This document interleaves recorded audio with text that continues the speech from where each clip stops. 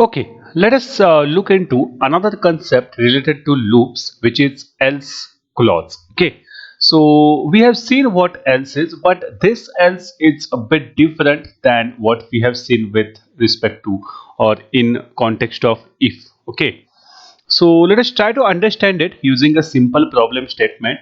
So our problem statement is write a program to check whether a given number is prime or not. Okay. So using this simple example, we are going to understand what is the meaning of else clause. Okay. So let us now go to IntelliJ IDEA and try to understand this concept more. Okay, so let us now write the program to check for a prime number. Okay, so first of all, let us ask the number from the user to be checked for.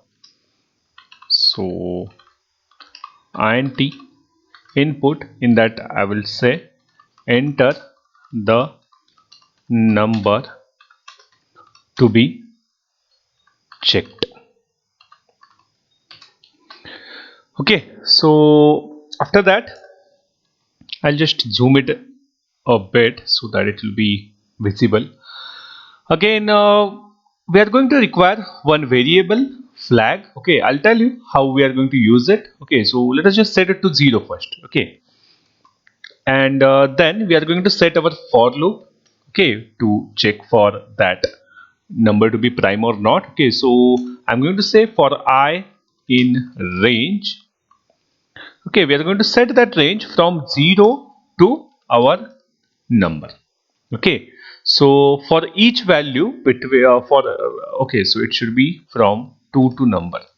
Okay, so what I'm going to do is I'm going to check for each value from right from number 2 up to one number less than our number which is given by the user. Okay, so here I'm going to check that if number modulo I is equal to 0. Okay, so this condition that we have set, that we are going to check whether the number is completely divisible by any number within this range. Okay, so if so, what I'm going to do is inside if I'm going to set that flag variable to value 1.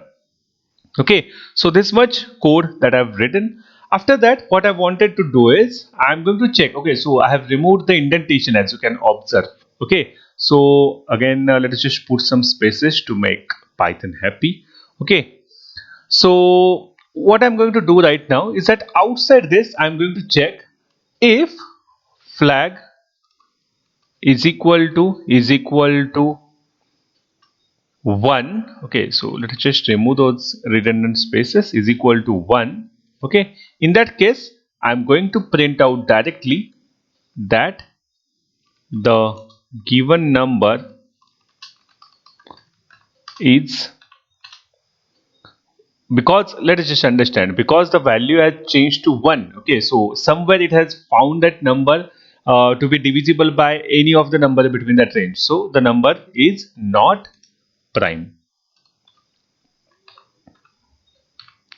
Okay, and the else part of this. Okay, so I'll just put enter. The else part of this would be, else means if the value of flag is unchanged, or if the value of flag remains 0 as it is. So we have set it at 0 over here. So if the value is 0 again, we are going to print that the given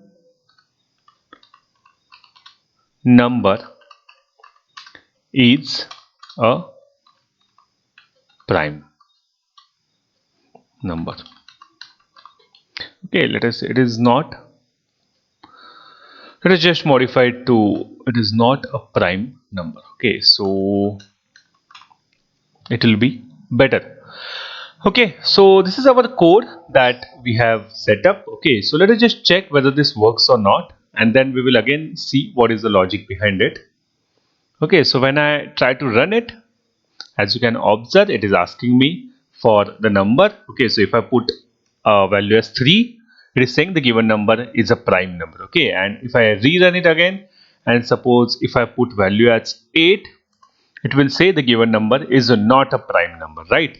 So this is what we had expected. Okay, so what the flag variable is doing over here is that flag variable is set to 1 as soon as any one value is getting us this particular result. Okay, so what we are doing is we are having our number, okay, and we are checking it whether it is prime or not using this condition. Okay, so the condition is checking it, like it is checking by dividing this number by every number in this range, and if the modulo of that particular division is 0 or the remainder value is 0, then it is being set to 1. But just observe here, if it doesn't find this particular condition for whole of this range, then observe what happens. Then this flag value will never be set to 1. It will be by default remain at 0. So that is why when this for loop is complete without finding that condition, outside we have set up this condition, we are checking whether the flag value changed to 1. If yes, then definitely the number is not a prime number. And suppose if the flag value has not changed, okay, so by default if it is 0, then we can say that it is a prime number. Again, what we can even do is to avoid the repetition after the flag is set to 1. So we can also set a breakpoint or a break statement over here. So what it will do is it will terminate the loop as soon as the flag value is set to 1. Okay, so this will be also this will make the code even faster. Okay, so let us just run it again to check whether this works or not. Okay, so for again value 3, you will get the number is a prime number, and again for value 8, it should say that it is not a prime number. Okay, so this is the normal way of doing the code. We can even check it in the debugger how it works. So for a small value, let us just check also. So I have by mistake run the code. Okay, so I want to check or debug the code. Okay, so let us just put our debugger breakpoint over here. Okay, and then let us debug the code. Okay, so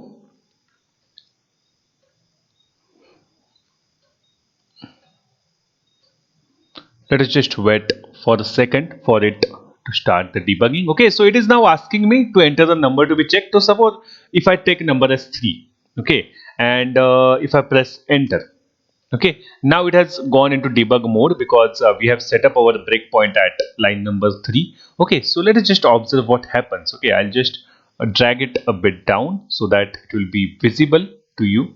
Okay, so and let us just zoom out a bit, okay, in this particular code so that it will be visible again.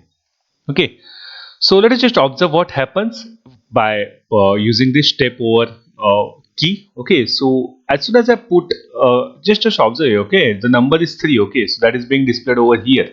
Okay, so right now we are at this line number 3. So as soon as I put step over, it will go inside with I value is equal to 2. Okay, because that is our first value. It will check whether that is equal to 0. Okay, and it is not. 3 modulo 2 is not 0. That is why it will again go back to 4. Again it will go inside because the number was 3, so the for loop was executed only for a single time, right?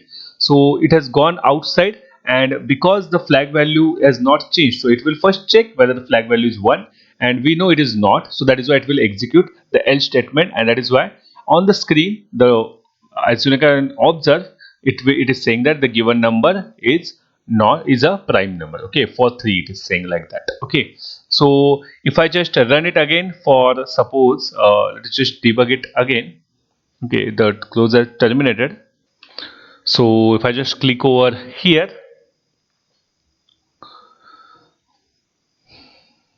okay, it is again asking me for the number. Okay, so let us just take number 4 this time. Okay, so I have taken number 4. Okay, as you can see. Okay, and as soon as I press enter, it will go inside the debug mode. Again, the number is 4 here. We are inside the for loop, and as soon as I press step over, just observe.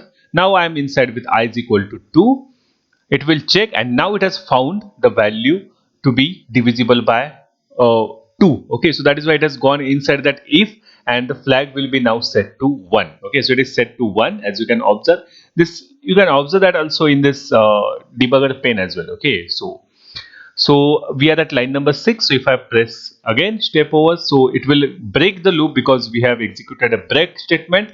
And at line number 7, it is checking if the value of flag is 1. So because it is 1, it will go inside the print, and that print statement will be executed. Our code will be terminated. Okay, so as you can observe, the answer which is being shown is that it is not a prime number. Okay, so that is what we had expected.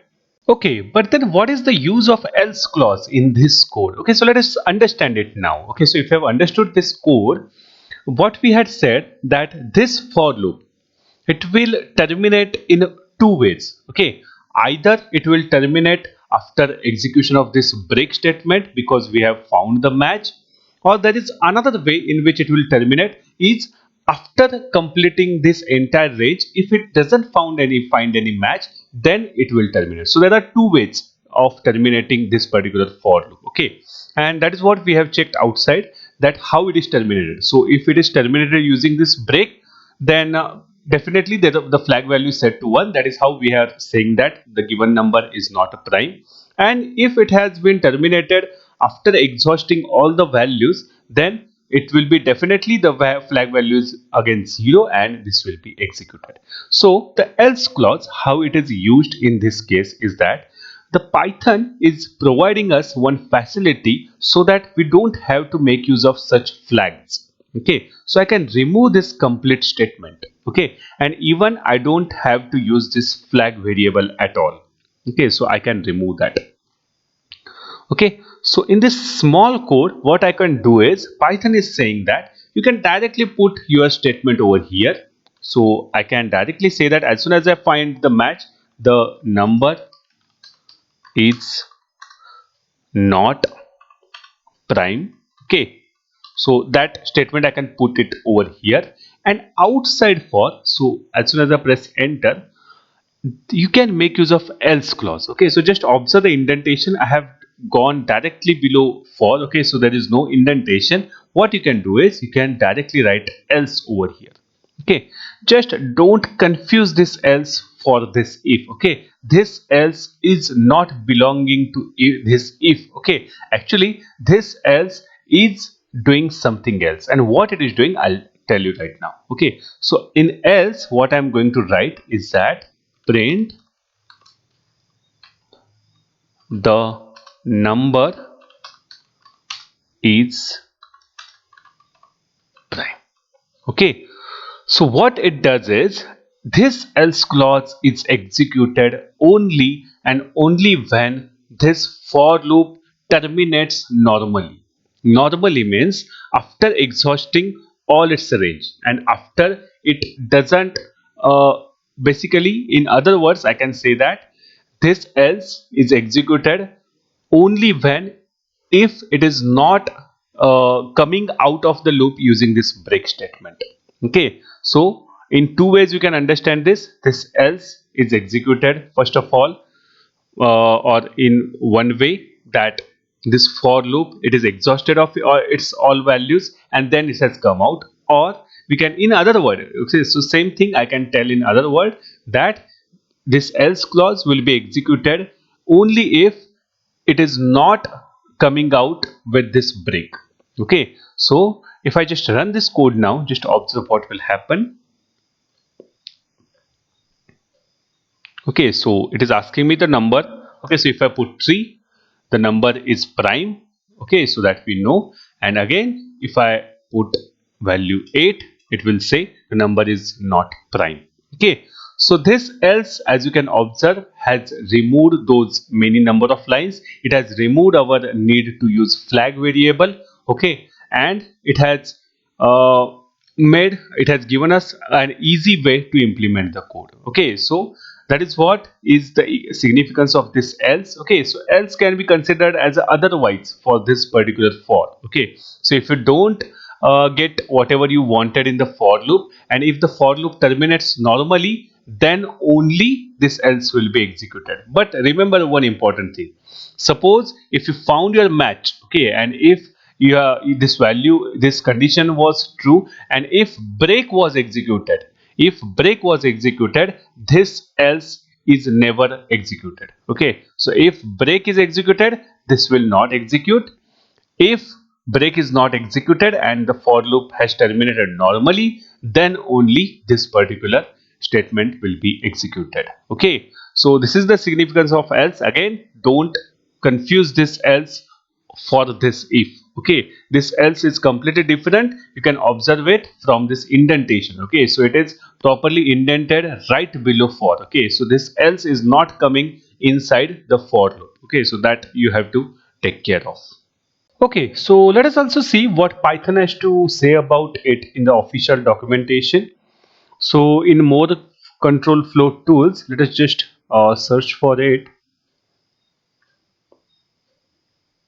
Okay, so here it is. So break and continue statements that we have seen and else clauses on loops. Okay, so it says that the break statement, like in C, it breaks out of the enclosing for and while loop, whereas loop statements may have an else clause. Okay, it is exhausted, it is executed when the loop terminates through exhaustion of the iterable with for, or when the condition becomes false with while. Okay, but not when the loop is terminated by break statement. Okay, so similar example they have given for it, okay, which we have taken. So rather than getting the input from user, they have defined it in the range. Okay, so same part, same things are there in this code as well.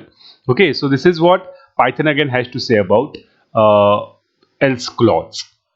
Okay, and there is that mention that I had told you. So when used with loop, the else clause has more in common with else clause of try statement than it is with if statement. Okay, so this else is a bit different than what else we have seen with if. Okay, so what is try and all we are going to see, but timing, just remember here that it is a bit different than the regular else that we know. Okay, so what they are saying, and in loops else clause it runs when no break occurs. Okay, so break should not be there for it to execute. Okay, so I hope you have understood this concept, and I will see you in the next video.